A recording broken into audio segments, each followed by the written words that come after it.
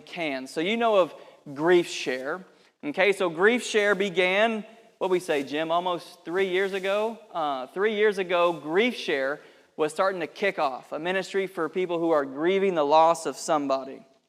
And Sherry Haase went through the Grief Share program, and out of that program, she saw a great need in our congregation. She said, we have quite a few widows who are seeking community, who are seeking a small group, who are seeking people they can live life with. And what a great name for the Merry Widows. And out of that, I think, Sherry, am I right to say 40-ish? 42 widows who are not just from this church, but from all the churches and all the community around us have come and gathered in a community of widows, calling themselves the Merry Widows. And so, Sherry, you are the leader of that. Will you come up and tell us a little bit about what you guys do and who you are?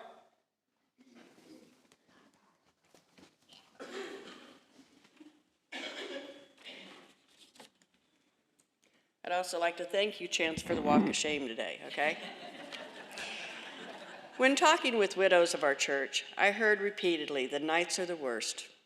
Everyone goes home for the evening, and you are left all alone to your thoughts and memories, no one to talk to.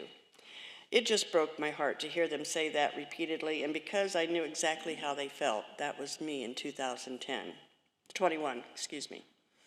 Merry Widows started on November 4th, 2022. There were 15 women come together to build a community of sisterhood.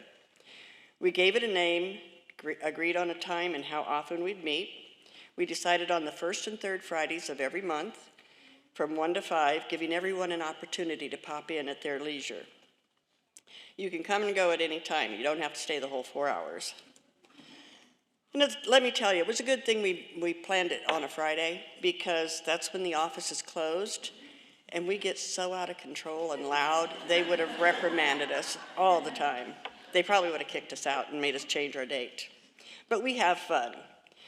As Chance mentioned, we have a Grief Share program, and I highly recommend that to any widow or widower. It definitely gives you the benefit of understanding that the way you're feeling is perfectly normal, that you're not crazy or going to die, literally.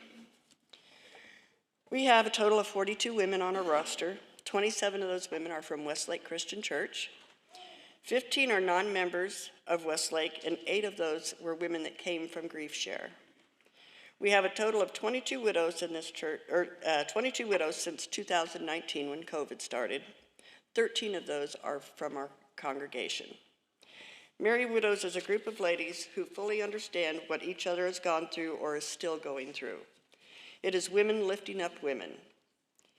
It is intended to stand beside the widow as she finds her identity again, because you see, when you are a wife all your life and then you lose your spouse, you all of a sudden don't know who you are any longer. We feel like a fish out of water or a square peg in a round hole. Everything is foreign, everything is a major challenge and emotionally draining. You have stopped doing the things you love to do because it just doesn't feel right to do them alone. This is where Merry Widows comes in, to lift up the widow and help her move forward in her new journey of life. Not everyone has the same interests, but that's okay. If you don't like to go camping, I'm sure there's somebody in there in our group that would love to go shopping, go to dinner, or just get together and play cards for the evening. In the past 9 months, we have had the following activities. We adopted a family from Ivy Bend for Christmas, a family of 5. We drove through Enchanted Lights during the winter. We went to Warm Springs Ranch in Boonville to see the Clydesdale horses. We had lunch at Willow's, attended a fish fry at St. Patrick's, went camping at Bennett Springs, and boy, was that an adventure. That was the first time I ever parked my camper, and I gave the whole park a show. Dinner and shopping in Cole Camp. We went to the garden table for dinner. We had a visitation with Westlake Christian Church this past month, and we had a total of 18 in attendance. Went to Branson for Queen Esther. And, of course, this week, our walk of shame that we failed to make it through the cornhole tournament. I made the mistake of making the challenge without asking the women, so most of them didn't know how to play or hadn't played in years. But we had a good time. The food was great. This ministry is not just for our church members. It is for the community and members of other churches. So if you know of a widow you think would enjoy being a part of this ministry, please let myself or Marilyn Rothove know, as we would like to reach out to them. No one should have to go through the loss of a loved one alone.